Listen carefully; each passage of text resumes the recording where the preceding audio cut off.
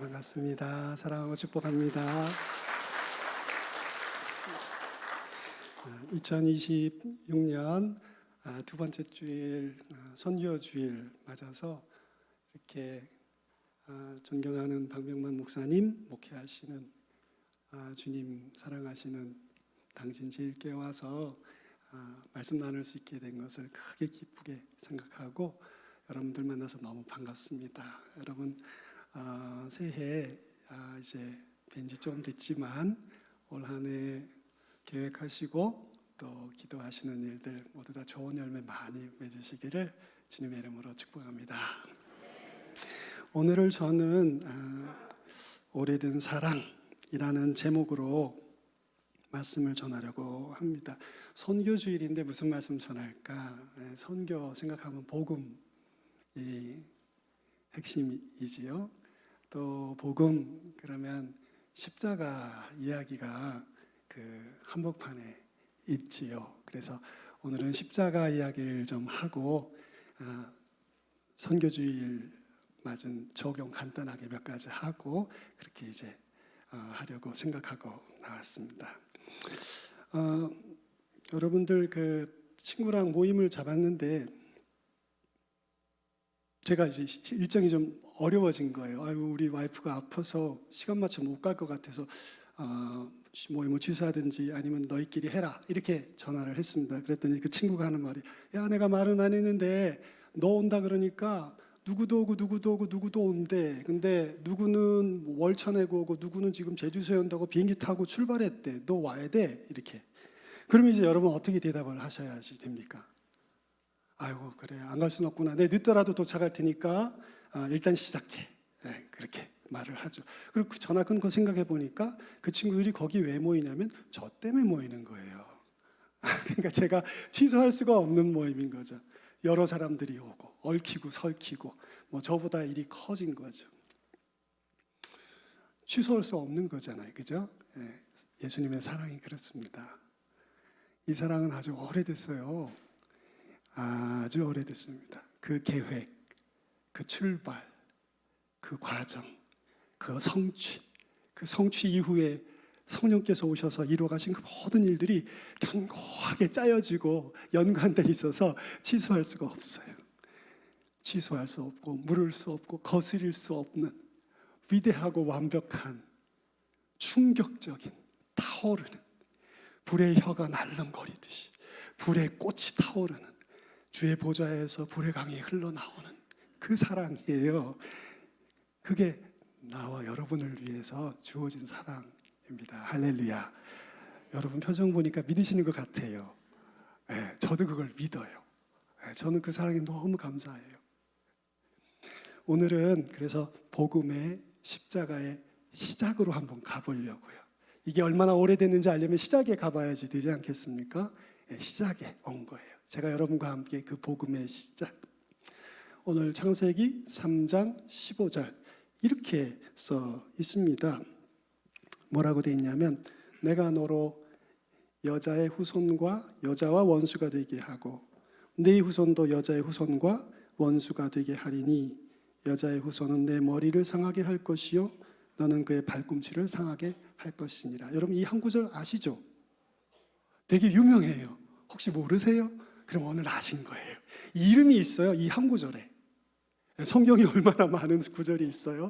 너무너무 다 은혜롭지만 이 구절은 특별히 이름이 있습니다. 원시복음 이렇게 이름이 있어요. 그러니까 이 많은 구절 중에 이 구절이 특별한 이름이 있다고 하니까 이게 되게 중요하구나 이런 생각이 드시겠죠? 네, 여기 복음의 시작이 있어요. 십자가의 시작. 어떤 의미가 있어요? 여러분 이게 어떤 말씀입니까? 하나님이 세상을 만드셨어요. 그리고 너무 좋은 것들을 우리에게 다 베푸셨어요. 어머니가 아침밥을 신랑과 아이들 위해서 마련하잖아요. 제가 선교지에서 6개월 동안 혼자 있었거든요. 6개월 동안 이제 혼자 밥을 하고 요리를 하면서 이거 요리하는 마음이 되게 귀하구나. 늦게 발견했어요. 한 끼 한 끼 요리해 갖다 바치는 게 이게 마음이 되게 기쁘고 좋은 마음이구나 하는 걸 알게 됐는데 여러분 그렇게 하나님이 싹 만드셔서 주셨는데 하나님 뒤통수를 탁 친 거죠. 뱀의 말을 선택했잖아요.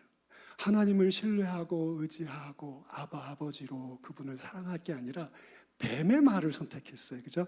야, 하나님이 질투나서 그러시는 거지. 이렇게. 그걸 믿었어? 너 아직도 그런 거 믿고 다녀? 뭐 이렇게 뱀을 신뢰했어요. 예수님 오셔서 계속 뭐 믿으라 그러시죠? 나를 믿으라. 나사로 무덤 앞에서도 나를 믿으라. 뭘 믿으라는 거예요? 뭘 믿으라. 예수님의 말의 핵심은 창세기에 있어요.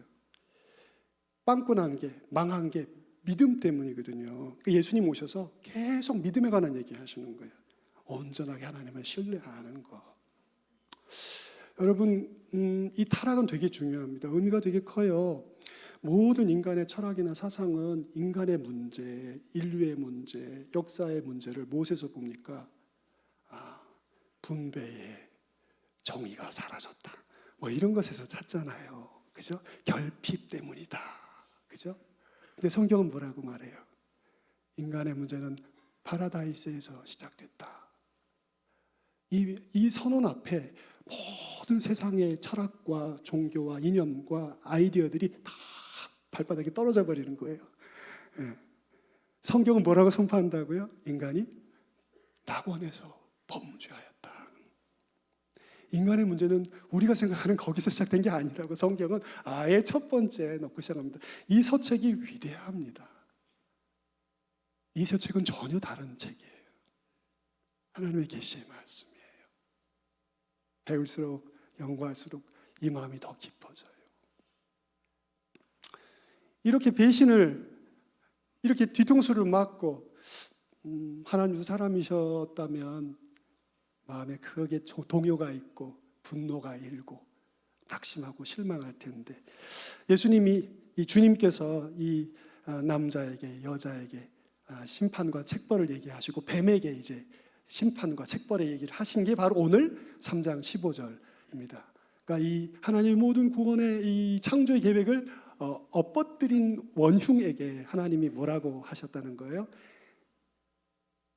여자의 후손과 뱀 너의 후손 사이에 내가 엔머티를 두겠다. 적의를 두겠다. 둘 사이에 긴장이 있다 그 말이죠. 전투가 있겠다 말이죠. 그런데 마지막에 어떻게 된다는 거예요? 그 싸움의 모든 것의 끝에 뭐가 있어요? 너의 후손, 뱀의 후손이 여자의 후손에 어디를 상하게 해요? 기억력 좋으시네. 다 지웠는데 발꿈치를 상하게 하고. 그러면 여자의 후손은 뱀의 후손에 뭘 상하게 해요? 머리를 상하게 하죠. 여기 상한다는 말이 히브리 말을 잘 우리말로 번역하면 어떤 거냐면 으깬다는 말이에요. 여러분 그 부엌에서 마늘 이렇게 놓고 식칼로 탁 놓고 팍 치면 그 마늘이 턱 으깨지잖아요. 그죠? 네. 유튜브 보면 요리 채널에 그런 거 많이 하잖아요. 셰프들이. 저도 해봤어요. 되나. 이게 으깨는 거 아니에요. 으깨는 거. 여러분 그 발꿈치가 뭐 그렇게 안 아픈 곳인가요?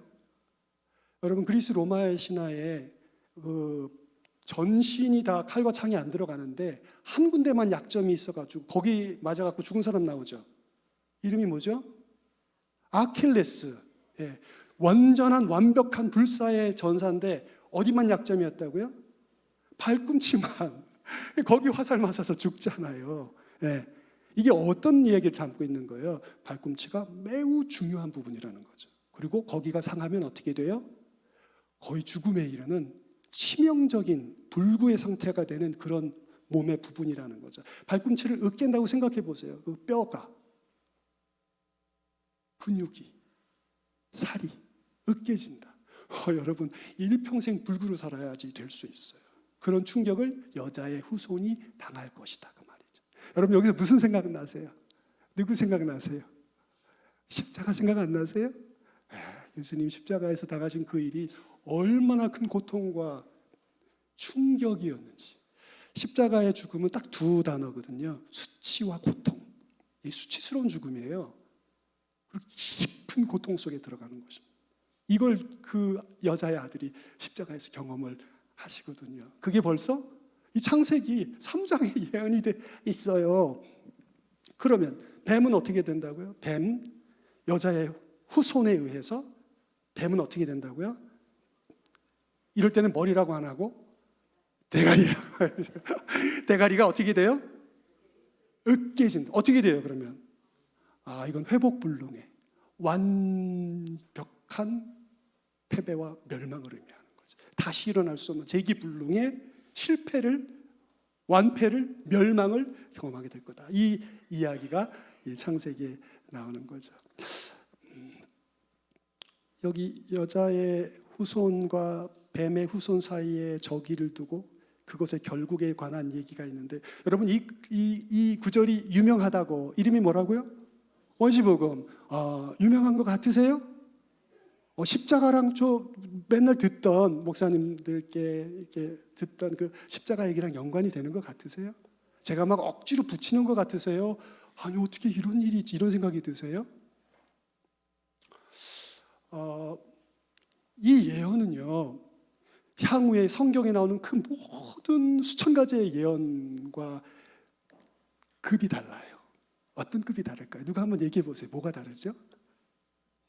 이후의 모든 예언들은 하나님의 말씀이고 예언이지만 누구의 입으로 말을 했다고 성경이 적어요? 선지자들의 입술로. 나 여호와가 말하노라 말세에 내가 이런 일을 행하리라. 선지자를 통해서 보내서 말씀하셨잖아요. 오늘 모세가 적은 이 책, 광야에 유리 방황하던 민족에게 민족의 사명을 알려주기 위해서 적은 이 책에 누구의 입술에서 이 예언이 나왔다고 보고됩니까? 성부 하나님 자신의 입술에서 나왔다. 제가 좀 급이 다르다는 말씀 무슨 말씀인지 아시겠어요? 감격이 탁 오세요? 아니면 그게 뭐가 차이가 있나? 화자가 달라요. 화자가, 말하는 사람이. 제가 말하는 거랑 담임 목사님 나와서 말씀하시는 건 다르죠? 같아요? 다르죠, 여러분. 그게 어떻게 같습니까? 이건 큰 차이가 있는 거예요. 모든 이후의 구원과 회복의 메시아의 예언에 원샘이 여기 있는 거예요. 하나님이 그의 입술로 직접 말씀하신 첫 번째 회복과 구원의 메시아의 예언. 어떤 의미가 있어요? 왜 직접 하시죠? 내가 반드시 이 일을 이루어내고야 말 거야. 두고 봐라. 역사 속에서 시공 가운데 나의 이 말이 이루리라. 여러분, 이게 십자가로 슉 날아가지세요? 그러면 성경을 참 많이 읽으시고 예배를 많이 드리신 거예요. 여러분, 이 예언이 참 의미가 있는 게요, 이 말씀이 이 어떤 상황에서 발생했어요? 성경을 읽다 보면 우리가 하나님 아버지를 만나게 돼요. 어떤 분이세요? 그의 진노 중에도 긍휼을 잊지 않으세요. 할렐루야. 그렇게 여러분을 대하시던가요, 주님이? 저는 그렇게 긍휼 가운데 있는 사람이에요. 하나님은 저의 잘못 가운데도 늘 저를 긍휼히 대하셨어요. 성경 처음편에 뭐라고 그래요? 우리가 아직 죄인 되었을 때에, 우리가 그분을 만났을 때, 우리가 그분을 만나서 살아가는 그 모든 순간이 우리가 아직 죄인 되었을 때인 거예요. 근데 하나님께서 그 아들 우리에게 내어주심으로 우리에게 대한 자기의 사랑을 선포하시는, 하나님 참 긍휼의 인격체세요. 어떻게 그런 분이 계시죠? 근데 그분이 우리 아버지세요. 할렐루야.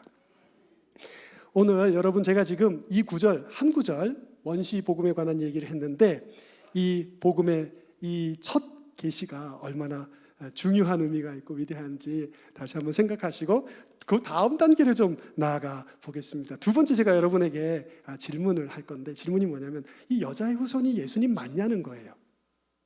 여자의 후손 누구예요? 제가 지금 다 얘기하고 또 얘기하니까 목사님 조금 전에 얘기하셨지 않습니까, 선교사님? 이렇게 얘기하실 수도 있는데, 여자의 후손 예수님 맞아요?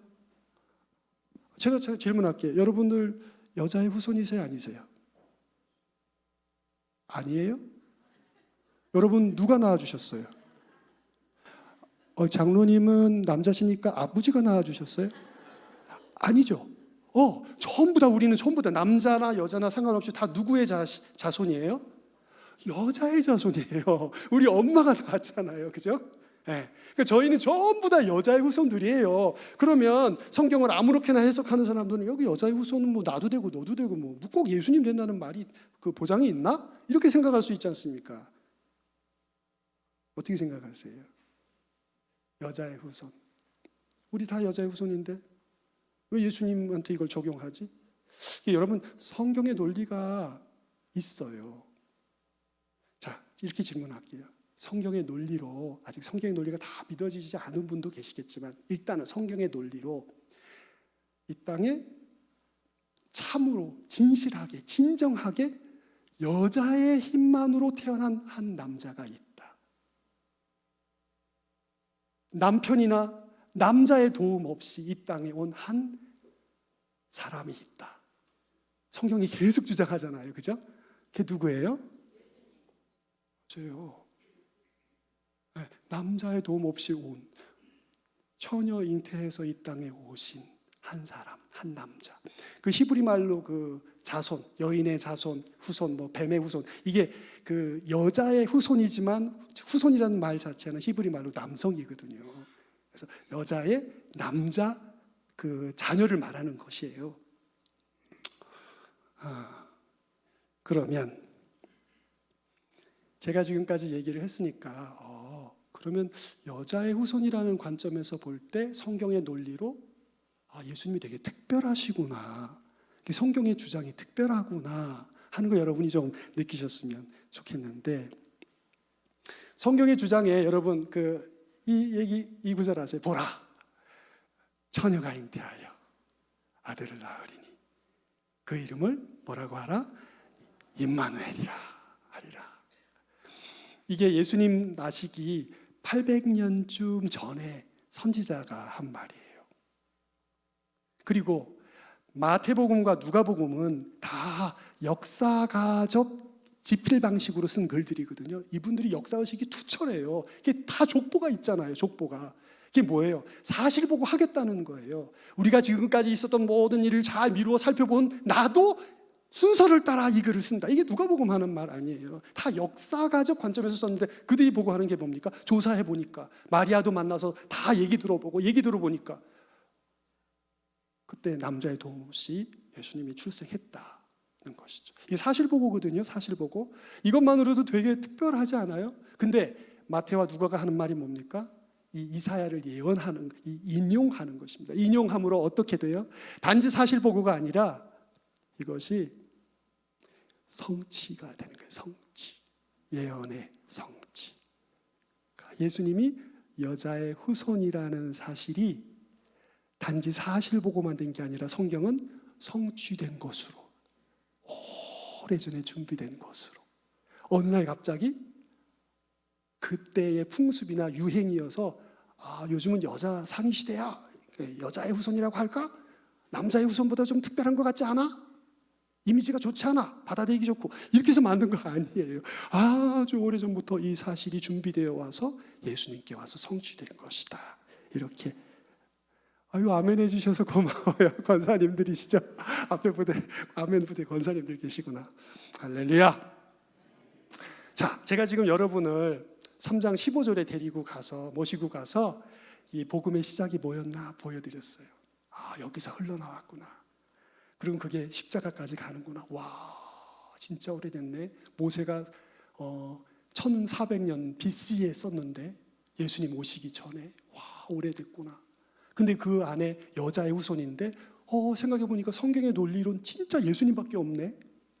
와, 이게 금방 만든 게 아니고 정말 오래전부터 준비된 게 이루어진 거라고 주장을 하네. 와.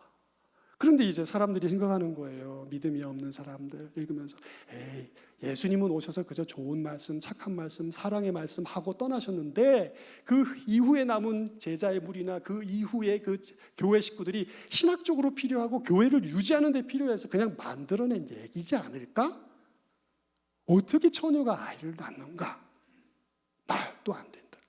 이렇게 주장을 한 거죠. 그래서 오늘은 제가 지금 뭐 할 거냐면 예수님 자신 그분, 우리가 모든 걸 남겨놓은 걸 봤을 때 예수님이란 분이 진짜 계셨거든요. 역사상 십자가에 달려 돌아가셨어요. 제자들을 남기셨어요. 정말 그분 스스로도 내가 여자의 후손이라고 스스로 생각하셨는지를 한번 생각해 보려고 하는 거예요. 예수님 그런 생각 안 하셨는데 후대의 사람들이 만들어서 입에 집어넣은 거지. 이게 아니라 정말 예수님도 스스로 그렇게 생각하셨나 생각해 봐야 한다는 거죠. 요한복음 한번 가서 볼까요? 요한복음 19장. 요한복음 19장 몇 절을 보시냐면 25절을 한번 보겠습니다. 저기 스크린에 있죠. 같이 한번 읽어보겠습니다. 시작. 예수의 십자가 곁에는 그 어머니와 이모와 글로바의 아내 마리아와 막달라 마리아가 섰는지라. 여기 십자가 곁이라, 그러니까 지금 제가 여러분을 모시고 어디 왔어요? 십자가 밑에 왔어요. 요한이 따라왔어요. 11제자 다 도망가고 하나 따라왔어요. 아무나 서 있을 수 있는 자리가 아니에요. 담력이 엄청 커서 간이 배 밖에 나온 사람이나 따라올 수 있는 자리에 요한이 끝까지 따라간 거죠. 거기 또 누가 있었다고요? 다른 사람 딱 빼고 엄마가 거기 있었어요. 엄마가. 여러분 지금 십자가의 마지막 단계거든요. 예. 제가 아까 십자가 그러면 두 단어가 뭐라고요? 수치와 고통, 부끄러운 고통. 일단 십자가형이 언도되면 죽은 사람 취급합니다. 그래서 채찍질하고 뭐 창으로 찌르고 그 상관없어요. 오죽하면 가족들이 돈을 줘서 더 채찍질을 해서 실신 상태에 들어가게 해서 십자가에 못 박아달라고 했다고. 그래 자비의 채찍질이라고 불렀다니까요. 그 고통이 너무 크니까 빨리 그 전에 오르기 전에 다 좀 빈사 상태로 만들어 달라고 가족들이 부탁을 하고 돈을 줬다는 그런 처형 방식이에요. 기록도 많이 남아 있지 않아요. 워낙 잔인해서. 그걸 하면서도 그 처형 방법을 쓰면서도 그걸 썼던 사람들이 그게 너무 수치스럽고 너무 가혹해서 기록을 많이 안 남겼다는 거죠. 1000가지 방법이 있대요.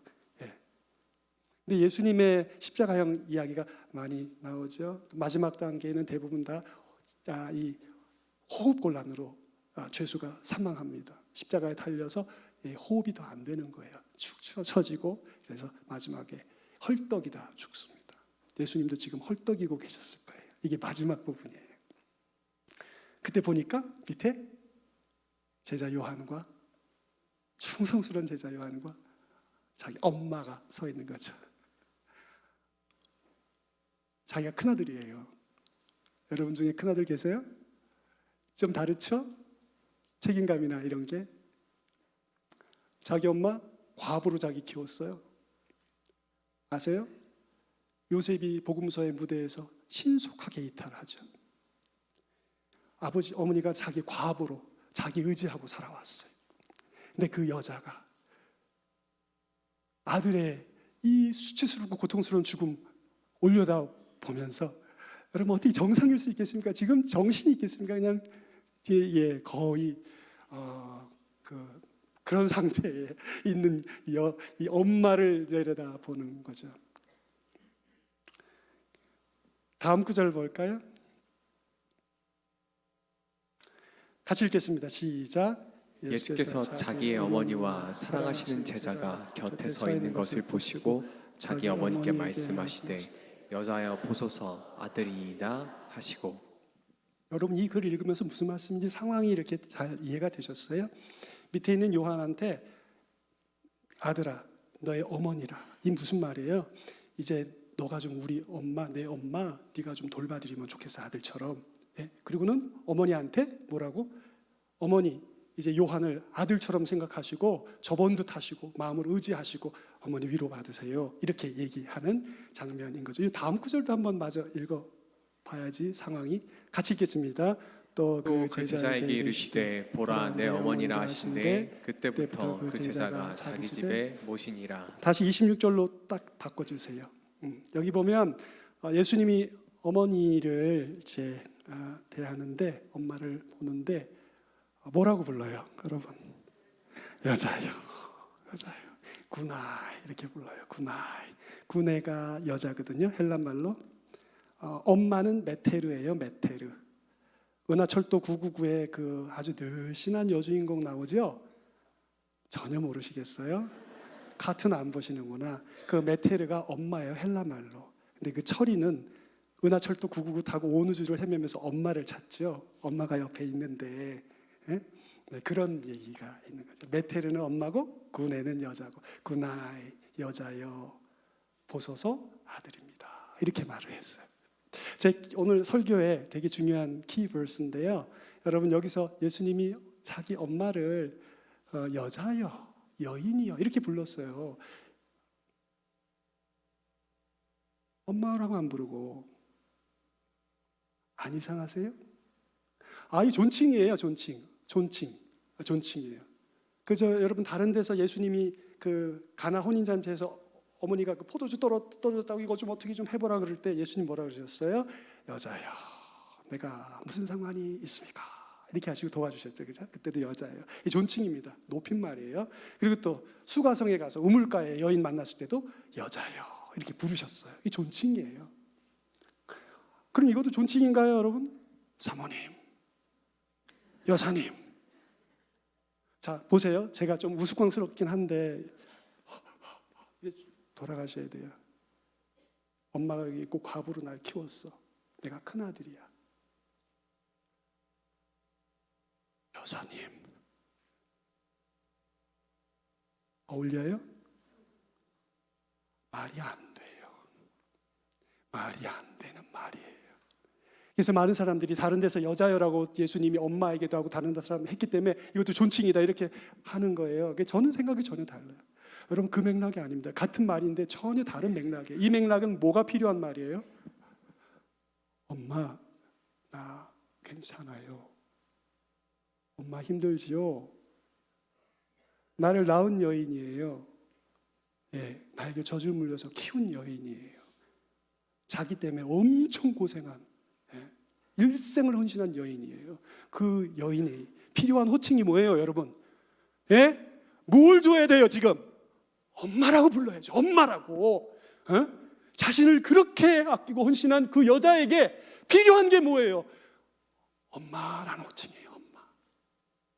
그걸 너무 잘 알아요. 성경을 보세요. 저자 요한도 예수께서 그 어머니를 보시고 요한을 보시고 어머니라고 저자도 그렇게 부르고 예수님도 그 맥락 안에서 너의 어머니라, 아들이라. 그 관계가 얼마나 중요하고 치명적이고 그게 지금 쓰러져 울고 있는 고통에 찬 여인에게 그 관계가 얼마나 필요한 건지를 알아요. 근데 예수님이 의도적으로 회피하세요. 왜? 저는 여기서 여러분을 다시 창세기 1장 3장 15절로 가는 거예요. 저는 이 예수님이 여자여라고 어머니를 부르신 호칭이 자기 폭로라고 생각해요. 자기 폭로. 이 호칭 안에 선포가 들어있는 거죠. 선포. 어떤 선포? 내가 바로 그 창세기 3장 15절에 나오는 성부 입술에서 나오는 그 바로 첫 번째 예언의 성취자야. 내가 참 여자의 후손이야. 그와 동시에 하나 더. 지금 여기가, 지금 이곳이 내가 지는 것처럼 보이고 내가 패배하는 것처럼 보이고 내가 손해보는 것처럼 보이고 내가 죽는 것처럼 보이지만 실은 지금 내가 우리의 최대의 원수 사탄의 대가리를 으깨고 있는 중이야. 이 선포라는 거야. 이 선포. 이 구절 안에, 이 호칭 안에 그 선포가 들어있다는. 할렐루야. 오늘 저는 여러분에게 십자가 사랑이 오래됐다고, 준비됐다고, 되돌이킬 수가 없다고, 물을 수가 없다고, 철수될 수가 없다고, 하나님 하신 게 너무 많아요. 그래서 이걸 물을 수가 없어요. 그 사랑을 우리가 지금 다 받고, 이 오래된 사랑, 포도주같이 향기롭고 어머니의 품처럼 따스한 그 사랑. 오늘 여러분 그 사랑 다 갖고 계세요? 할렐루야. 네, 그 사랑 가져가세요. 제가 드릴게요. 다 가지고 2026년 선교주를 맞아서 그 사랑 다 여러분 것 삼으세요. 뭘로? 믿음으로. 믿음으로. 할렐루야. 이제 제가 할 건 적용하는 거예요. 이 그 사랑, 이 오래된 사랑을 받았잖아요. 이 완벽하고 영원하고 무시무시한 사랑, 불같은 사랑, 돌이킬 수 없는, 멈출 수 없는 이 사랑을 우리가 받았단 말이에요. 이제 어떻게 할 거냐? 첫 번째, 2026년 선교절 맞아서 여러분, 내 올 한 해는 기쁨과 감사 속에 살리라, 이렇게 좀 마음 먹으시기를 축복합니다. 항상 기뻐하라. 범사에 감사하라. 여러분, 그 콜라 속에 이빨 담가두면 하루 이틀이면 이빨이 싹 녹아서 없어지는 거 유튜브에 보면 많이 나와요. 콜라가 이빨을 싹 녹여버리거든요. 여러분, 이번 주간에도 여러분의 마음과 영혼을 걱정, 근심, 염려, 미움, 이것을 담궈두다가 혹시 예배당 오지 않으셨어요? 여러분, 마음과 영혼이 다 녹아서 오징어처럼 돼버려가지고 지금 뭐 힘이 하나도 없고, 제가 마음 아픈 적이 있어요. 그래서 마음 아프면 이게 얼마나 힘든 건지 제가 조금 알아요. 여러분 마음 어디다 담아두셔야 돼요? 오래된 사랑해주는, 넘실거리는 그 기쁨과 감사 속에 담가두세요. 꺼내지를 마세요. 꺼내지를 마세요.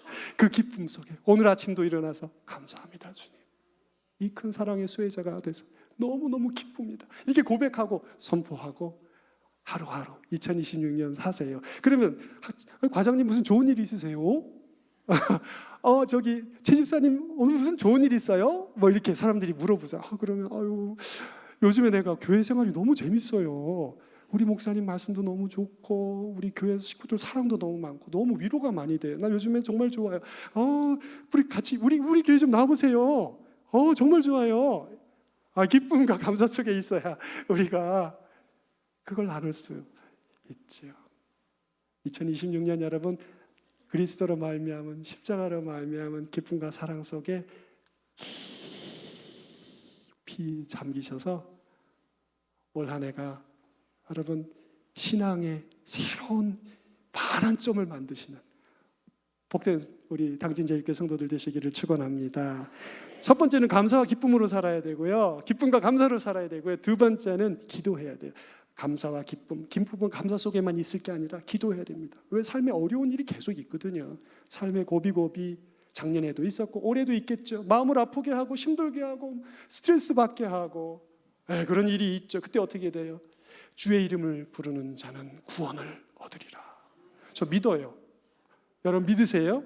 이 말씀이 뭐 구약에도 있고 신약에도 있지만 신약으로 오면 그 문법이 그 어떤 문법이냐면 주님의 이름을 부르는 모든 자는 하나도 빠짐없이 구원을 얻으리라. 아멘. 이 말이에요. 여러분 이게 이 약속이 얼마나 위대한 약속인지 몰라요. 이게 무슨 부도수표, 무슨 이 공수표도 아니고요. 이 약속 여러분 가져가세요. 주의 이름을 부르는 자는 누구든지 구원을 얻으리라. 삶의 고비 어려울 때 여러분 주님 아버지 도와주세요. 크게 안 해도 다 알아들으세요. 다 들으세요. 여러분 어렵고 힘들 때 기쁠 때 주님 감사합니다. 주님 저 도와주세요. 저 오늘 아침에도 기도할 때 주님 절 도와주세요. 모르는 사람들이 많은 교회 가요. 제가 아까 이거 물 뜰 때 부들부들 떨린 거 보셨어요 여러분? 1부 때는 더 떨었어요. 이렇게 하나님 도와주세요. 올해 여러분 기도하세요. 할렐루야. 기도하시고 또 모여서 기도하시고 어려운 그 순간에 기도하세요. 그 순간에 주님 도와주세요. 지혜 주세요. 지혜롭게 판단하게 해주세요. 지혜롭게 결정하게 해주세요. 돕는 사람 보내주세요. 그래서 기도하는 그래서 2026년 선교주일에 올 한 해 내가 기도하고 주님의 구원을 경험하리라. 할렐루야. 세 번째는요, 기쁨과 감사 속에 기도하면서 이제 전해야 됩니다. 전해야 돼요. 복음을 전하는 개인, 복음을 전하는 가정, 복음을 전하는 단체와 교회, 복음을 전하는 부족과 나라, 하나님이 치리자의 지팡이를 주시는 줄 믿으시기 바랍니다. 리더십을 주세요. 리더십을. 여러분 복음 전하세요. 제가 그 선교 가기 결정하기 전에 목회도 조금 했고 목회는 박 목사님처럼 잘하지를 못했어요. 그래서 어려움이 많았고 그리고 신학교에서 강의를 이제 총신해서 여러 해를 했는데 무척 감사하고 재밌게 잘 있었어요. 제가 가르치는 일을 신대원에서 가르치는 일을 너무 좋아했습니다. 멀지만 무척 기쁜 마음에 늘 가서 가르쳤어요. 근데 한 친근한 목사님이 형님 되시는 목사님이 저한테 저기 우간다 신학교에서 혹시 너가 필요할 것 같은데 이런 얘기를 했어요. 이게 좀 고민이 됐습니다. 왜냐하면 지금 하고 있는 일도 제가 즐겁고 기쁘게 하고 있었기 때문에 이제 와서 이제 아내에게 얘기했더니 아내가 기도하면서 아내가 그러는 거예요. 여기는 사람이 많고 거긴 사람이 없는데 뭐 이런 얘기를 하더라고요. 자꾸 기도하고 와서는 거기 가야 되는 거 아니냐 뭐 이런 얘기를 자꾸 하는 거예요. 그래서 끊어야 되겠더라고요. 고민이 계속되는데 그래서 그러면 한번 가보자. 그래서 일주일 데리고 정탐 갔습니다. 갔다 오면 가잔말 안 할 거라고 생각하고 데리고 갔어. 근데 가서 보니까 어떤 학교냐면 이게 빅토리아 호수라고 우리 남한만한 호수가 있어요. 그 주변에 이제 우간다가 있고 루안다가 있고 케냐가 있고 탄자니아가 있고 수단이 있고 콩고가 있어요. 이 중에 그래도 정치적으로 제일 안정된 곳이 있어요. 우간다. 거기 고등교육기관 세울 수 있죠. 다른 데는 그런 게 어려운 거예요. 정치적으로 무척 안정돼 있어요. 40년 대통령이 한 분이에요. 40년. 얼마나 안정돼 있겠어요. 40년. 올해 지금 15일에 또 선거 또 나오세요. 그래서 40년 넘는 세계 최고 기록을 이제 세우실 건데 나름 그래서 안정돼 있어요. 아주. 부정부패가 아주. 아이고 뭐 여러분 그런 곳이죠. 근데 영어 써요. 영국 식민지 60년 했기 때문에. 그리고 그래서 아프리카의 진주다 불러요. 그래서 주변의 나라들 사람들, 신학생들, 목회자들이 영어 되는 사람은 그 학교 와서 먹여주고 재워주고 가르쳐주고 돌려보내는. 그래서 아주 30년 동안 그런 일을 한 학교인 거예요. 갔다 와서 집사람이 이제 안 할 줄 알았는데 자꾸 기도하면 뭐 갔다 와서 새벽에 기도하고 와서 아이고 자꾸 생각이 난다 그러고 아이고 곤란해지더라고요. 목사도 그래요. 그래서 저도 기도를 시작했습니다. 그래서 한 1년 기도했습니다. 무척 고통스러웠어요. 제가 하고 있던 일이 너무 그것도 주님 섬김이었고 내가 기쁘게 하고 있었기 때문에. 근데 하나님이 이 말씀을 주셨어요. 마태복음 25장에 있는 이 말씀이 생각이 났습니다. 한번 볼까요? 그 구절 말고 맨 밑에 구절만 띄워주시면 좋을 것 같아요. 시간이 좀 없는 것 같아요. 이 다음 구절. 요거. 이것만 한번 읽겠습니다. 같이 시작. 임금이 대답하여 이르시되 내가 진실로 너희에게 이르노니 너희가 여기 내 형제 중에 지극히 작은 자 하나에게 한 것이 곧 내게 한 것이니라 하시고. 할렐루야. 이 말씀 아시죠? 제가 다 아신다고 전제하고 얘기할게요. 마지막 날에 관한 얘기를 주님이 주신 거죠. 양떼, 염소떼 이렇게 있는데 하나님의 양떼에게 칭찬하시는 거죠. 어떻게 칭찬하세요? 너가 나 배고플 때 먹을 걸 줬어. 너 그때 내가 옷 없어서 막 힘들 때 옷 벗어줬잖아. 너 그때 내가 갇혀서 아플 때 힘들 때 찾아와 줬잖아. 그랬더니 그 사람들이 다 우리가 언제 그랬냐고 막 이러는 거예요. 그랬더니 예수님 하시는 말씀이 여기 있는 사람들 중에 지극히 작은 자 하나에게 한 게 나에게 한 거야. 그때 몰랐지? 이렇게 얘기를 하시는 거예요. 기도하는 중에 이 말씀이 떠올랐어요. 왜냐하면 아프리카 가보니까 세상의 모든 중고차는 다 아프리카에 있어요. 세상의 모든 우리가 쓰다 버린 물건들 다 거기가 있어요. 여러분 버린 옷 있죠? 통에 집어넣는 옷들 있잖아요. 재활용 뭐 이런 거 다 거기가 있어요. 다. 차가 20년 쓰다가 아프리카 가면 새 차라고 불러요. 한마디로 말하면 가보면 그냥 꾀죄죄하다 이 생각이 듭니다. 꾀죄죄 뺏긴 거 있잖아요. 저 이제 그러고 왔는데 기도하면서 지극히 작은 자가 맞더라고요. 그 사람들이 정말 가난하고 없어요. 근데 신학도들과 목회자들의 눈빛은 초롱초롱해요. 그래서 제가 가겠다고 결정하고 가게 됐어요. 여러분, 오늘은 2026년 선교주일입니다. 먼 데만 있지 않아요. 교회 안에도 작은 형제들이 있고요. 교회 밖에도 지극히 작은 사람들이 있어요. 그들에게 베푼 것이 나중에 주님 만났을 때 주님이 뭐라 그러신다고요? 아, 그때 네가 나 밥 사줬잖아. 그때 네가 준 옷 입고 내가 있었어. 고마웠어 그때. 이렇게 말씀하신다는 거예요. 믿어지세요? 정말 예수님이 이상한 사람이에요. 여러분, 예수님의 오늘의 이 말씀을 마음에 생각하시고 올 한 해 힘 닿는 대로, 하나님이 또 힘 주시는 대로 주변에 지극히 작은 형제들, 자매들 잘 돌보시고 또 가까이 멀리 기도하며 후원하시는 가운데 마지막 날에 주님이 그때 너무 고마웠어 이렇게 칭찬 하나씩 둘씩 쌓아가시는 복된 당진 제일교회 모든 성도님들 되시기를 주의 이름으로 축원합니다.